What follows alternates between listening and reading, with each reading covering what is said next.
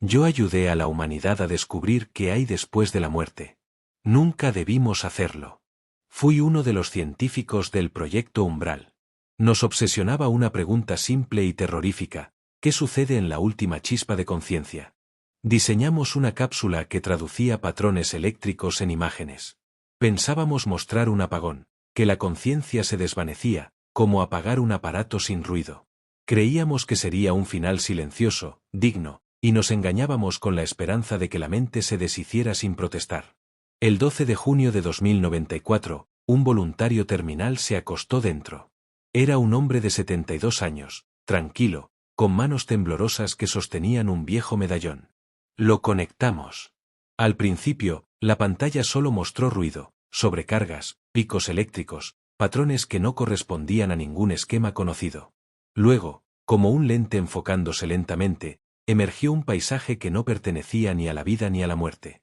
Era una llanura de oscuridad pantanosa, iluminada solo por faros flotantes que no eran estrellas, sino ojos inmóviles que observaban sin parpadear.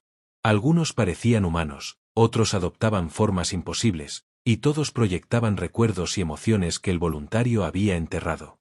Entre ellos surgían figuras inquietantes, torsos que se doblaban en ángulos extraños, manos que se extendían como mapas, rostros vagamente familiares que nunca había visto.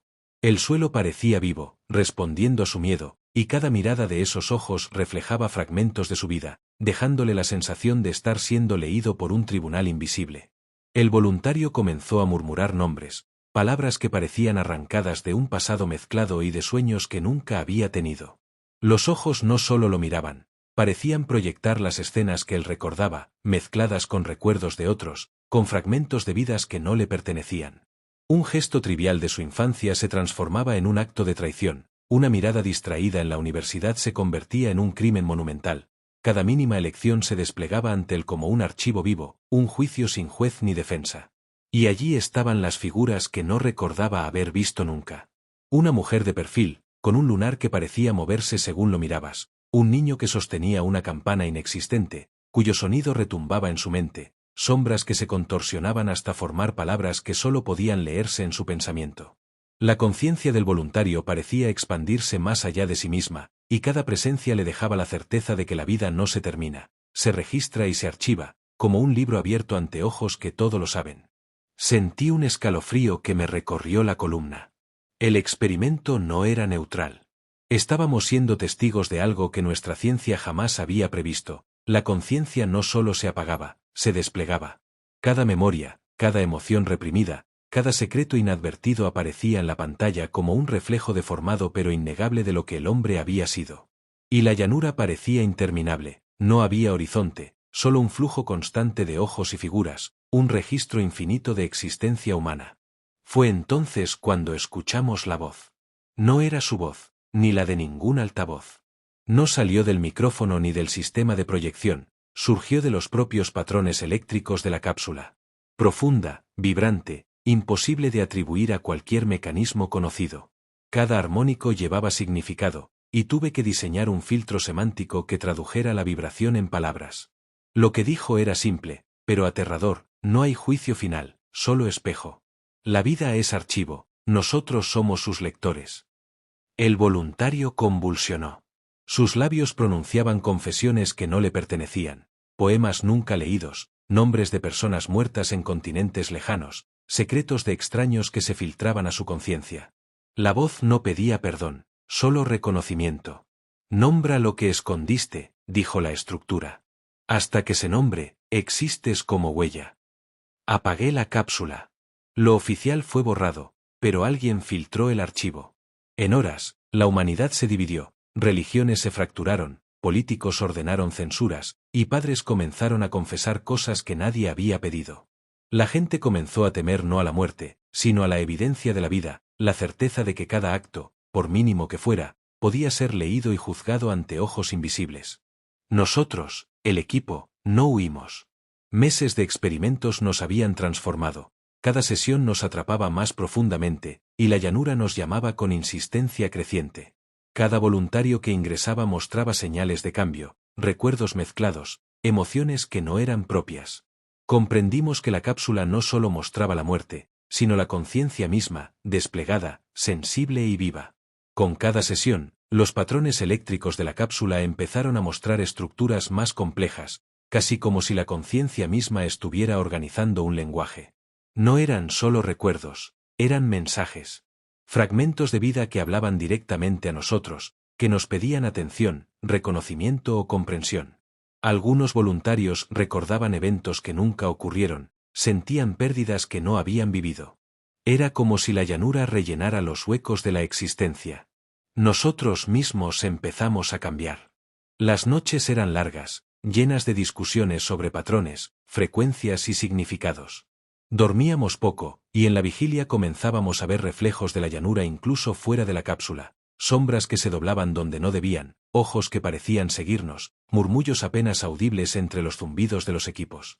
Cada científico sentía que su propia memoria se mezclaba con la de los voluntarios, y a veces dudábamos de qué recuerdos nos pertenecían realmente. Pero nadie huyó.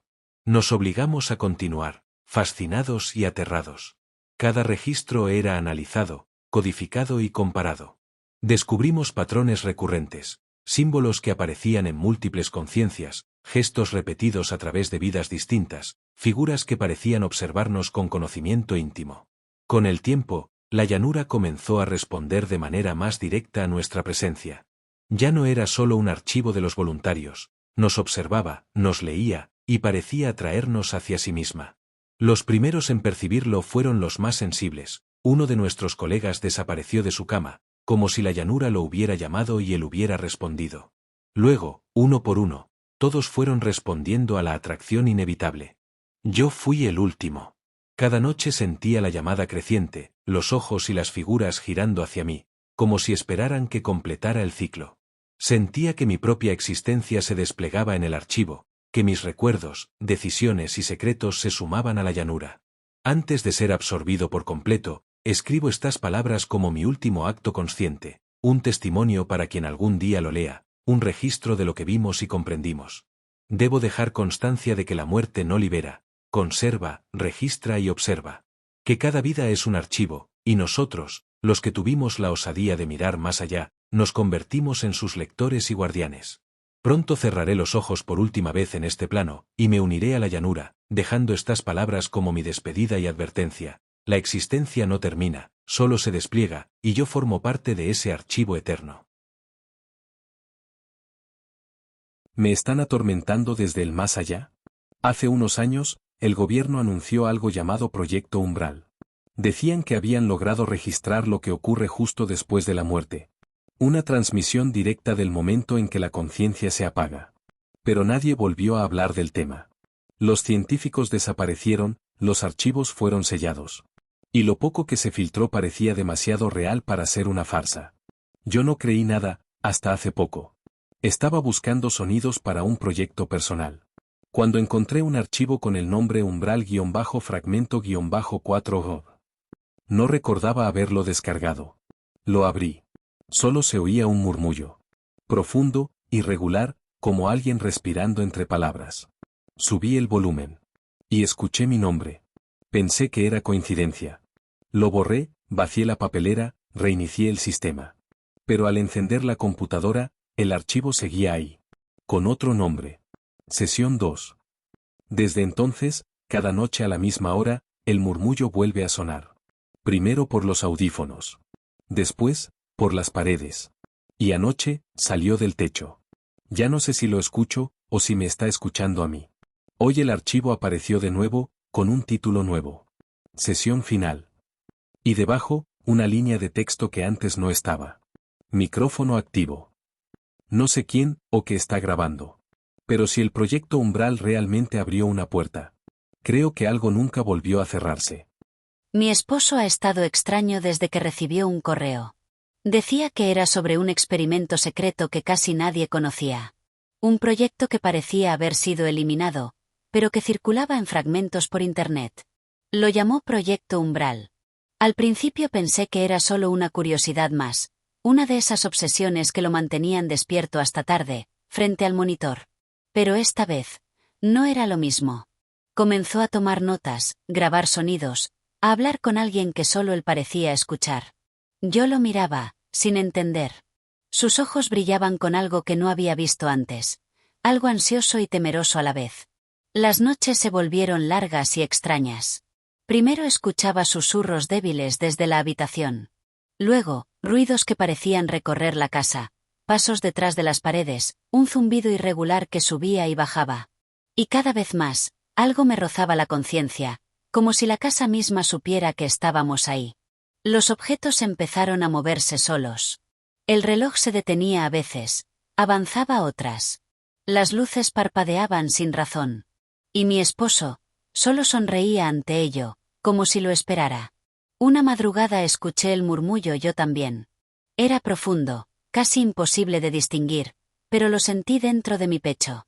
Y cuando giré hacia la computadora, el monitor mostraba imágenes de nuestra sala, grabadas sin que nadie estuviera ahí. Intenté hablar con él, hacerlo entrar en razón. Pero estaba perdido en algo que no comprendía. Si entiendo las señales, puedo cerrar la puerta, me decía. Yo no entendía de qué hablaba, pero algo dentro de mí supo que tenía razón. Hoy el correo volvió a aparecer en su bandeja de entrada. Aunque lo había borrado 1000 veces. El archivo tenía un nuevo nombre, sesión final. Y una línea en la descripción. Micrófono activo. No sé qué abrió mi esposo. Solo sé que algo nos observa ahora, y que la línea entre lo que él ve y lo que yo escucho se está difuminando. Y siento, que si hago un movimiento en falso, esa cosa ya no solo lo encontrará a él. Me encontrará a mí también.